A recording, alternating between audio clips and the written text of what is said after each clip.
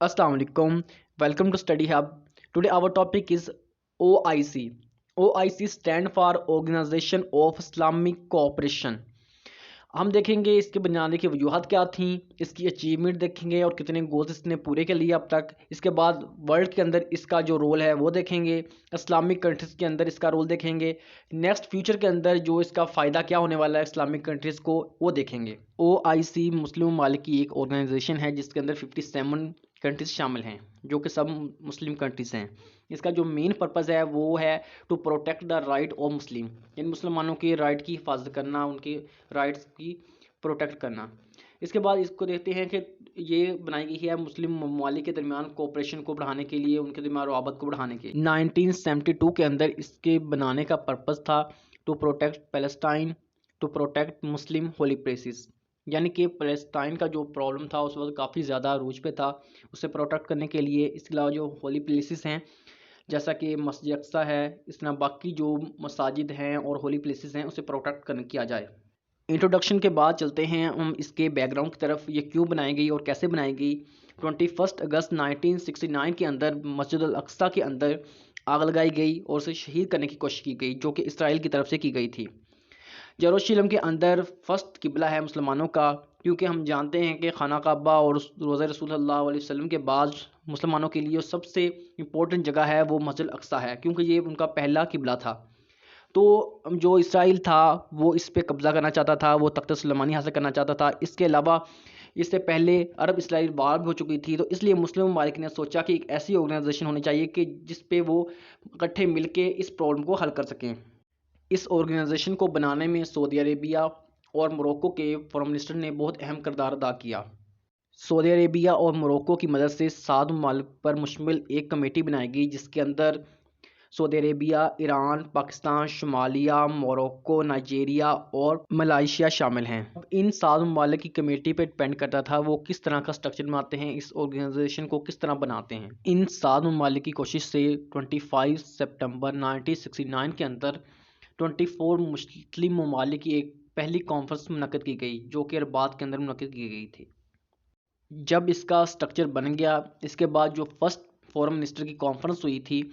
वो 1970 में हुई थी जद्दा में, जो कि सऊदी अरब का एक शहर है। 1972 के अंदर OIC ने बाकायदा तौर पे अपने काम का आगाज़ कर दिया। नेक्स्ट हम इसके देख लेते हैं ऑब्जेक्टिव्स। इस ऑब्जेक्टिव्स में है resolving the problem of Muslim countries, यानी कि मुस्लिम कंट्रीज़ को जितने भी प्रॉब्लम दरकार हैं, जो मसाइल दरकार हैं, उसको हल करना और उनकी मदद करना। इसके बाद पैलेस्टाइन काजिज़, यानी कि फ़लस्तीन को जो भी प्रॉब्लम है उनको हल करना, उनकी हर फोरम पे सपोर्ट करना। इसके बाद हम देख लेते हैं कि डिफेंस ऑफ मुस्लिम कंट्रीज़, यानी कि जो मुस्लिम कंट्रीज़ हैं उनके डिफेंस के लिए भी इसे बनाया गया था। जैसे कि हम नेटो की बात कर लेते हैं, नेटो के अंदर बताया गया है कि अगर किसी कंट्री के ऊपर हमला होता है नेटो के मेंबर पे, तो पूरी नेटोज़ मेंबर हैं उन पे हमला कंसिडर किया जाएगा और उसके जवाब में उसी कंट्री पे हमला किया जाएगा जिसने नेटो कंट्री पे हमला किया है।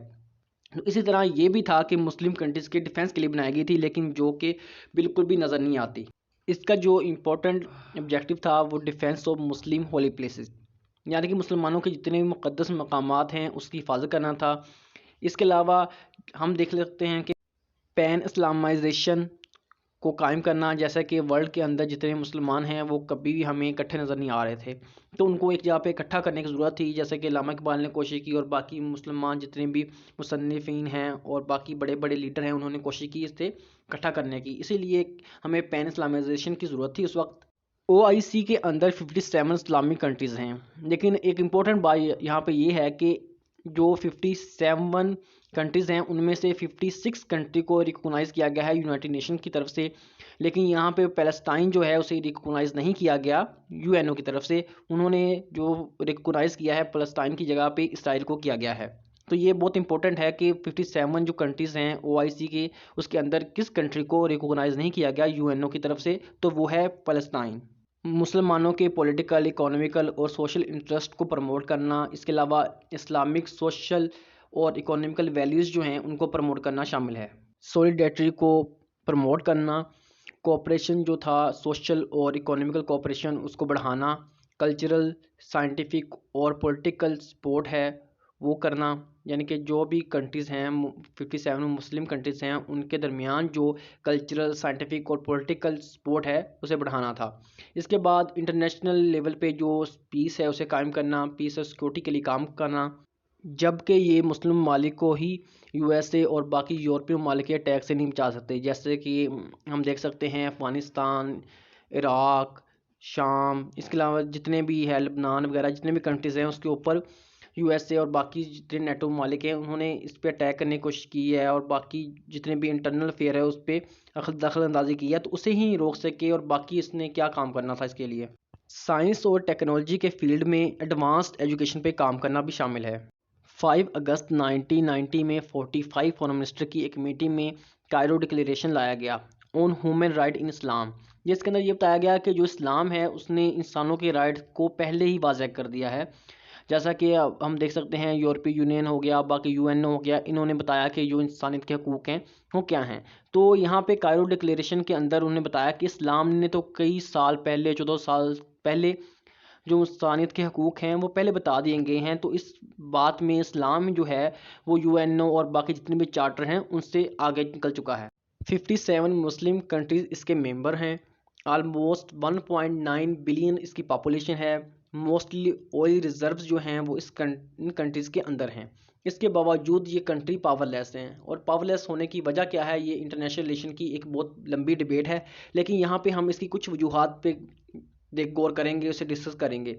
اس کی پاور لیس ہونے کی بڑی وجہ یہ ہے کہ سعودی عربیہ اور ایران کے جو تعلقات ہیں وہ کافی زیادہ خراب رہتے ہیں، یعنی کہ اس کی وجوہات جو ہیں ان تعلقات خراب ہونے میں شیعہ سنی کا جو ہم دیکھ سکتے ہیں انٹرنیشنل لیول پہ، اگر ہم دیکھیں جیسے کہ ایک کنٹری کے اندر جب پاکستان کے اندر دیکھ لیں شیعہ سنی کا بات چل رہی ہے، اسی طرح انٹرنیشنل لیول پہ جب ہم دیکھتے ہیں تو شیعہ سنی کا جو کام چل رہا ہے، جو بات چل رہی ہے وہ سعودی عربیہ اور ایران کے درمیان چل رہی ہے، جو کہ ان دونوں کنٹری کو آپس میں ملانے کی بجائے ان دونوں کو الگ کر رہی ہے۔ پیلسٹائن اور اسرائیل کے درمیان جو کنفلکٹ چل رہا ہے اس پہ او آئی سی نے کبھی سٹینڈ لیا ہی نہیں، اگر لیا ہے تو کبھی سٹرونگ سٹینڈ لیا نہیں۔ اس کی وجہ یہ ہے کہ سعودی عربیہ جو ہے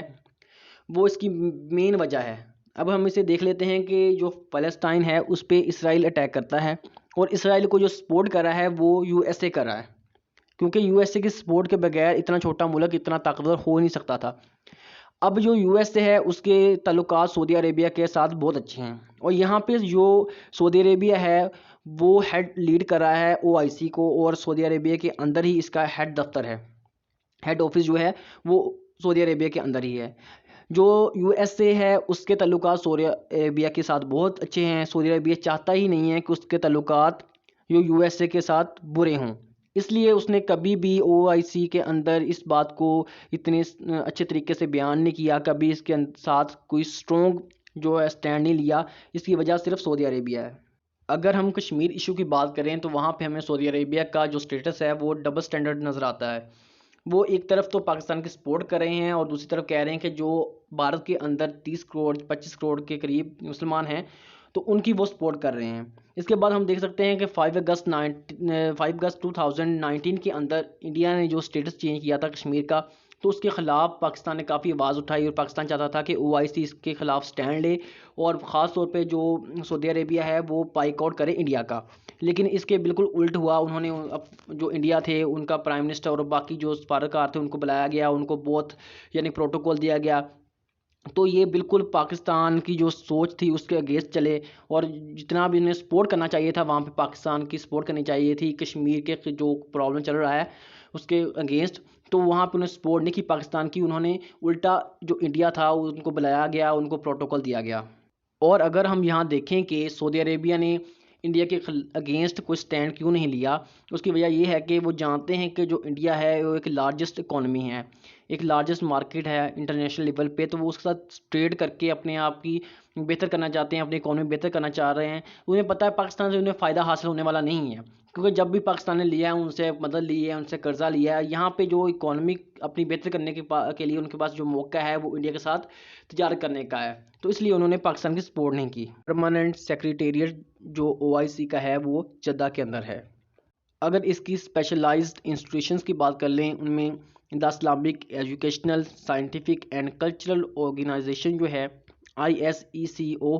جو کہ لوکیٹڈ ہے رباط میں، موروکو میں، اس کے بعد the Islamic state broadcasting organization ہے، یعنی کہ ان کا ایک اپنا ایک براڈ کاسٹنگ چینل ہے، نیوز چینل ہے۔ اس کے بعد بات کر لیتے ہیں international Islamic news agency IINA، جو کہ جدہ کے اندر سعودی عربیہ کے اندر پائی جاتی ہے۔ اگر ہم اس کے سب انسٹیٹیوشن کی بات کر لیں تو وہ کافی زیادہ ہیں۔ اگر ہم OIC کی اچیومنٹ کی بات کر لیں تو اب تک انہوں نے کوئی قابل قدر اچیومنٹ حاصل نہیں کی، جیسا کہ یہ مسلم ممالک کی سیکورٹی کے لیے بنائی گئی تھی، ان کی پروٹیکشن کے لیے بنائی گئی تھی، لیکن اس نے کہیں بھی اس کی پروٹیکشن نہیں کی مسلم ممالک کی۔ جیسا کہ نیٹو بنائی گئی تھی، انہوں نے اپنے ممالک کی پروٹیکشن، جتنے بھی نیٹو کے ممالک ہیں ان کی سیکورٹی کے لیے کام کیا۔ جیسا کہ 9/11 کے اندر USA پہ اٹیک ہوا تو USA نے انویڈ کر دیا تھا افغانستان کے اندر، تو جب USA نے انویڈ کیا افغانستان کے اوپر تو انہوں نے جتنے بھی نیٹو ممبرز تھے انہوں نے فل سپورٹ کی۔